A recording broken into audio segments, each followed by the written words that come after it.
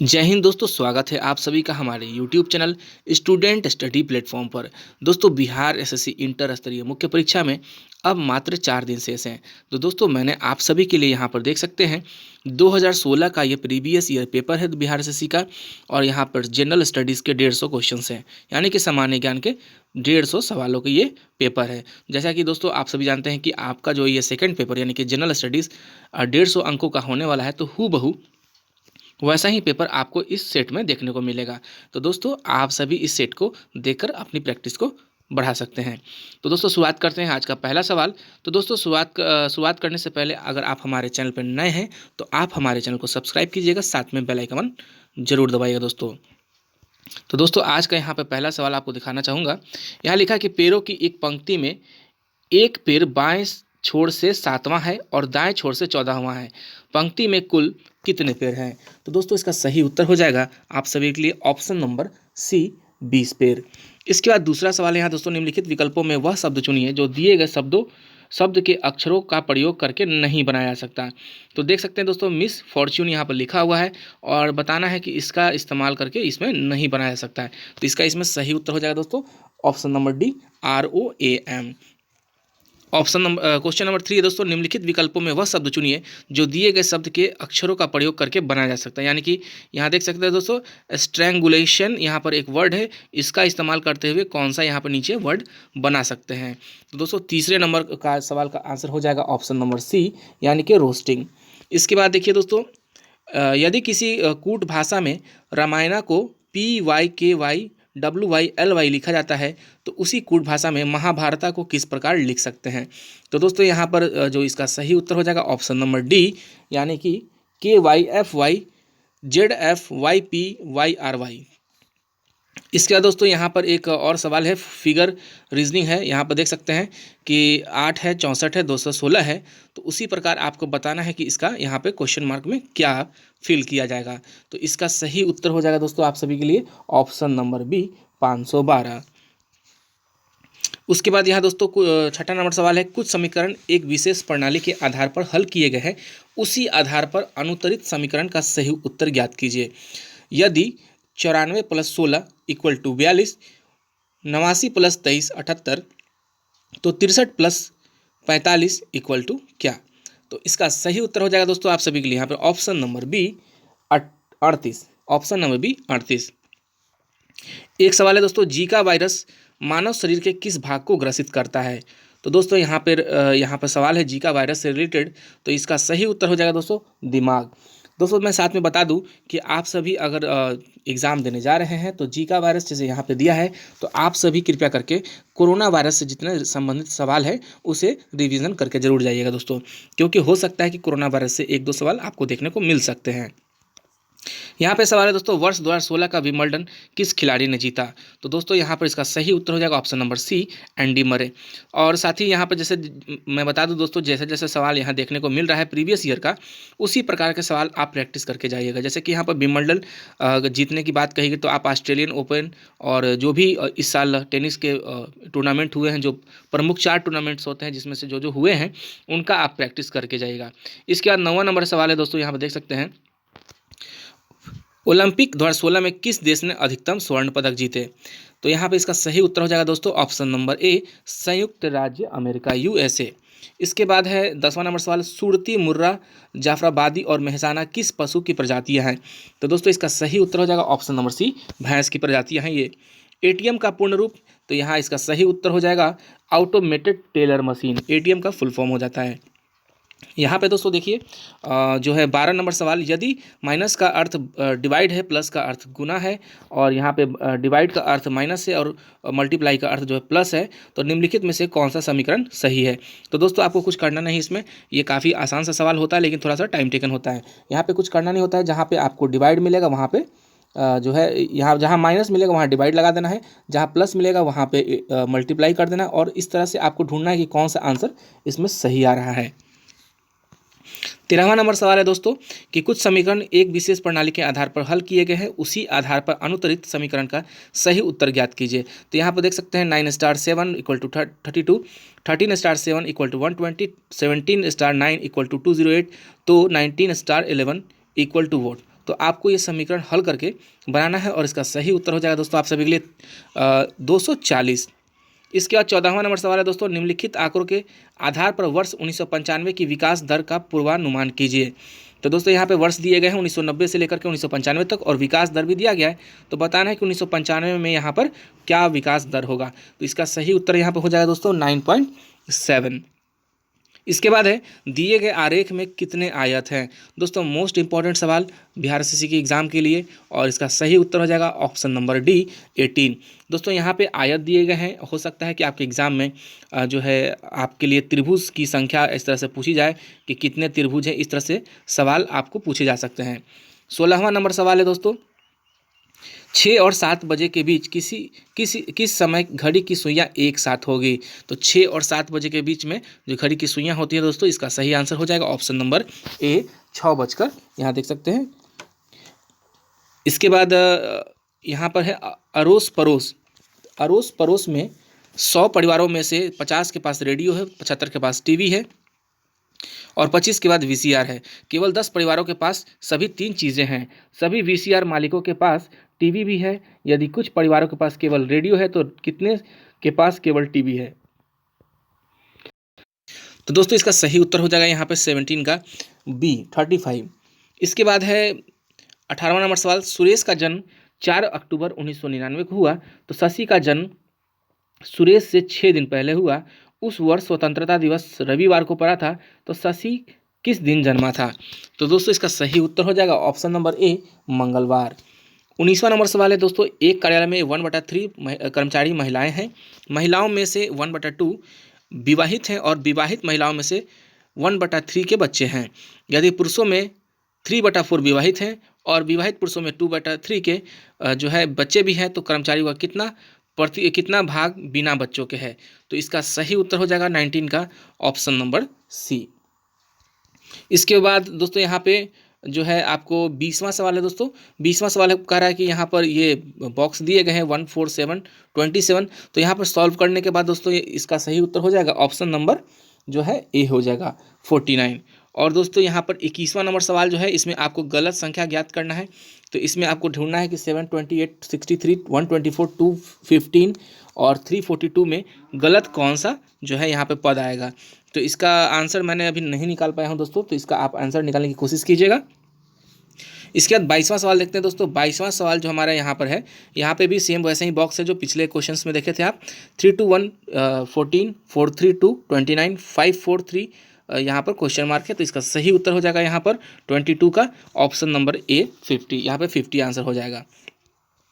Same वैसे ही सवाल है 6 36 216 9 81 729 12 144 और यहाँ पर बताना है आपको क्या होगा यहाँ पे। तो इसका सही उत्तर हो जाएगा option number C. Option number C यहाँ पर सही उत्तर हो जाएगा। इसके बाद यहाँ पर दिया गया किसी कूट भाषा में दिल्ली को 73541 और कलकत्ता को 825 89662 लिखा जाता है तो कैलीकट को किस प्रकार लिखा जाएगा। तो दोस्तों इसका सही उत्तर हो जाएगा ऑप्शन नंबर सी 8251896। उसी प्रकार यहाँ दोस्तों यहाँ पे अल्फ़ाबेट्स वगैरह पे भी दिया गया है AZBYCX DW EV FUGT IR। तो इसके बीच में आपको भरना है कि क्या होगा। तो इसका सही उत्तर मैं बता दूं दोस्तों, इसका सही उत्तर हो जाएगा BHS। और यहाँ पे सवाल है कि यदि 16 / 4 = 74, 21 / 7 = 33 और 81 / 9 = 99 तो 55 डिवाइड जो है यहाँ पर 5 = वॉट। तो दोस्तों यहाँ पे इसका सही उत्तर हो जाएगा ऑप्शन नंबर डी 1011। यहाँ पर देख सकते हैं सवाल, यहाँ पर 27 नंबर का सवाल है दोस्तों। 2 कथनों में निष्कर्ष 1 2 दिए गए हैं। आप सामान्यतः जो है यहाँ पर ज्ञात तथ्यों में अंतर होने पर भी कथनों को सत्य मानकर यह तय करें कि कौन सा निष्कर्ष लागू होगा। तो दोस्तों यहाँ पर सिलोजिज्म टाइप का यहाँ पर सवाल है। सभी कवि बुद्धिमान होते हैं। तो दोस्तों यहाँ पर इसका फिर कह रहा है सेकंड में सभी गायक बुद्धिमान होते हैं। इसके बाद जो है यहाँ पर सभी गायक कवि होते हैं, सभी बुद्धिमान व्यक्ति गायक नहीं होते हैं। तो यहाँ पे इसको बनाने के बाद दोस्तों इसका सही उत्तर हो जाएगा ऑप्शन नंबर, इसका क्वेश्चन यहाँ पे 27 का जो हो जाएगा आप सभी के लिए यहाँ पर ऑप्शन नंबर बी केवल निष्कर्ष 2 लागू होता है, यानी कि सभी बुद्धिमान गायक नहीं होते हैं। इसके बाद यहाँ पर दोस्तों 28 जो है, प्रतिदिन प्रातः गोल गुंबज की परछाई 12 कमान के ऊपर पड़ती है, सहायक को 12 कमान की परछाई ठीक गोल गुंबज पर पड़ती है, तो गोल गुंबज 12 कमान से किस दिशा में है। तो दोस्तों यहाँ पर ये जो है डायरेक्शन और परछाई की सवाल पूछी गई है, तो इसका सही उत्तर हो जाएगा आप सभी के लिए यहाँ पे ऑप्शन नंबर ए पूर्व दिशा। पूर्व दिशा इसका सही उत्तर हो जाएगा। इसके बाद यहाँ देखिए, बराबर संख्या में गायों और ग्वालों के एक समूह में पैरों की संख्या सिरों की संख्या के 4 गुना है से 28 कम थी, तो ग्वालों की संख्या थी। तो दोस्तों यहाँ पर सिर और पैर और यहाँ पर पूछा गया है, इस तरह का सवाल पूछा जाता है। और जैसे कि कभी कभी मोर जैसे पूछा जा सकता है कि मोर का जो 2 पैर है इतना सिर था, मुर्गियों का इतना था, इसी प्रकार से सवाल पूछे जाते हैं। तो इसका सही उत्तर यहाँ पर हो जाएगा 29 का ऑप्शन नंबर डी 14। इसके बाद यदि पी पति है क्यू का, आर माता है एस और क्यू की, तो आर से पी का क्या संबंध है। तो दोस्तों इसका सही उत्तर हो जाएगा यहाँ पर 30 का जो हो जाएगा आपका सास हो जाएगा। 31वां सवाल है दोस्तों, एक कक्षा में 19 लड़कों की औसत आयु 21 वर्ष है। यदि शिक्षक की आयु को भी सम्मिलित कर लिया जाए तो औसत आयु में 22 वर्ष हो जाता है। तो शिक्षक की आयु ज्ञात करें। तो ये दोस्तों यहाँ पे एवरेज का सवाल है और इसका सही उत्तर यहाँ पे हो जाएगा ऑप्शन नंबर बी 41 वर्ष।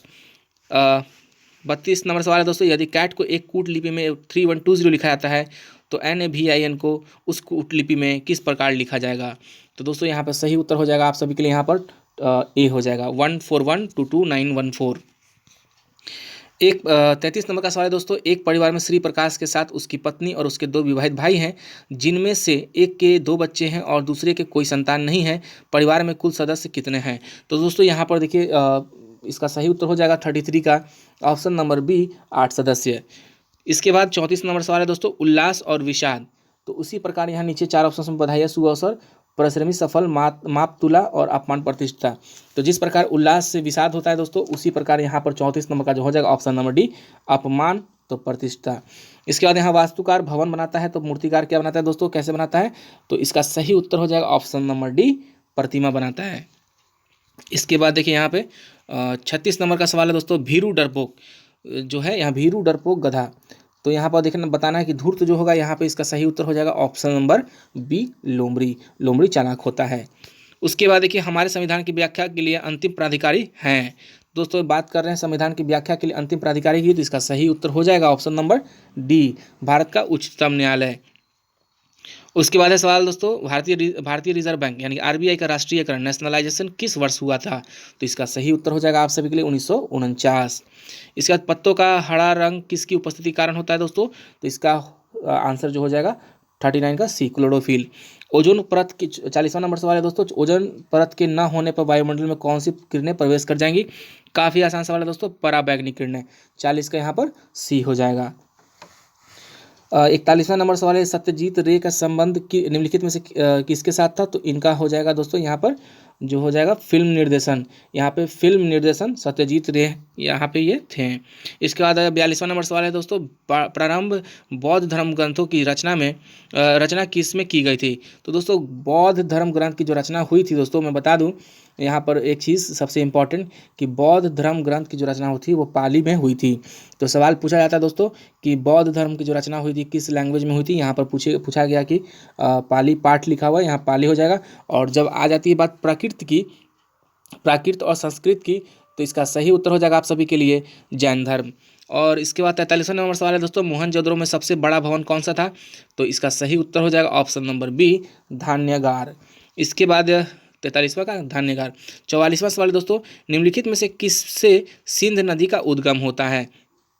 तो दोस्तों सिंध नदी का उद्गम कहाँ से होता है। तो इसका ऑप्शन नंबर डी हो जाएगा कैलाश पर्वतमाला से। 45वां नंबर सवाल है दोस्तों, देखते हैं यहाँ पे। हाँ, इस अनुच्छेद के अंतर्गत कोई नागरिक मूल अधिकारों के किसी भी उल्लंघन के लिए सीधे ही उच्चतम न्यायालय में मुकदमा कर सकता है।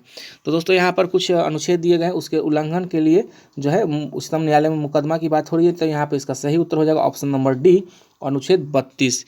दोस्तों यहाँ मैं बता दूं कि अनुच्छेद 32 को जो है संविधान का आत्मा भी कहा जाता है। उसके बाद देखिए इसके साथ भारत में ब्रिटिश को फ्रांसीसी चुनौती का अंत हुआ।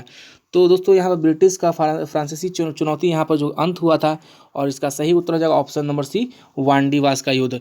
दोस्तों आप सभी को बताना है कि वांडीवास का युद्ध कब लड़ा गया था। इसका आंसर हमें कमेंट बॉक्स में जरूर बताइएगा।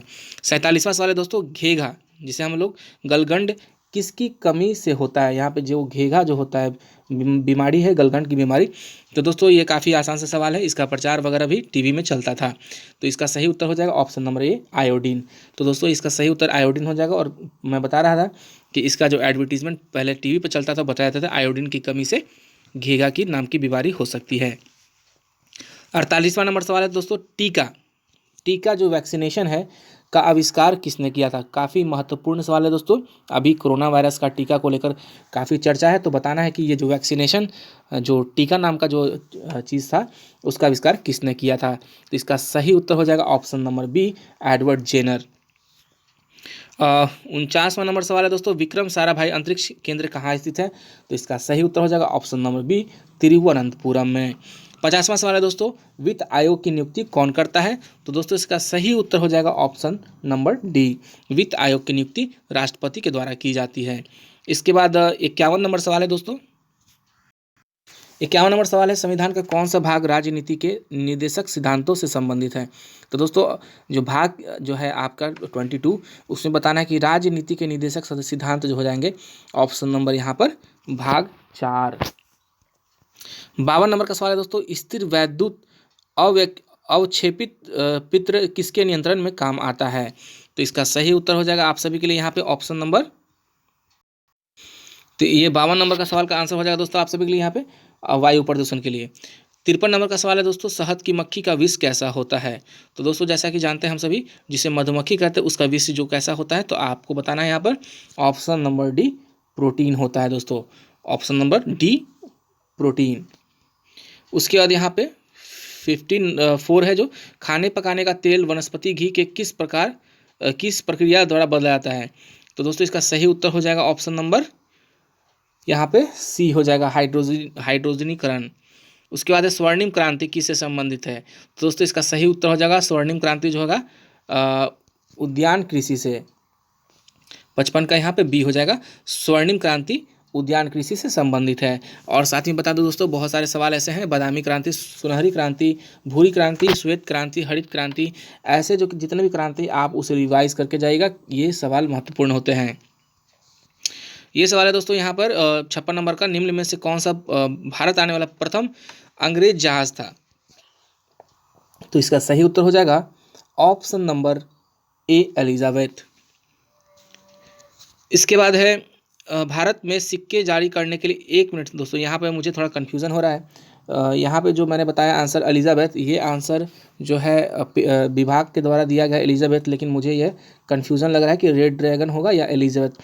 आप सभी हमें जो है कमेंट बॉक्स में जरूर बताइएगा कि जो भारत आने वाला सबसे प्रथम जो अंग्रेज जहाज़ था वो एलिजाबेथ होगा या रेड ड्रैगन होगा, इसको आप जरूर बताइएगा। 57 नंबर का सवाल है दोस्तों, भारत में सिक्के जारी करने के लिए कौन प्राधिकृत है। तो दोस्तों जैसा कि हम सभी जानते हैं, सिक्का जो होता है वो जारी होता है वित्त मंत्रालय के द्वारा, और नोट जो जारी होता है भारतीय रिजर्व बैंक के द्वारा होता है। 58 नंबर का सवाल है दोस्तों, भारतीय संसद का क्या अर्थ होता है। तो भारतीय संसद का जो अर्थ होता है दोस्तों, यहाँ पर देख सकते हैं ऑप्शन नंबर यहाँ पर सी हो जाएगा, राज्यसभा, लोकसभा और राष्ट्रपति। और यहाँ पे है बिजली के बल्ब में क्या भरा होता है। तो दोस्तों इसका सही उत्तर हो जाएगा ऑप्शन नंबर यहाँ पर बी, आर्गन। इसके बाद 60 नंबर का सवाल है दोस्तों, निम्न द्रव में सबसे तेज यात्रा करती है। तो आपको बताना है कि सबसे तेज यात्रा कौन करती है।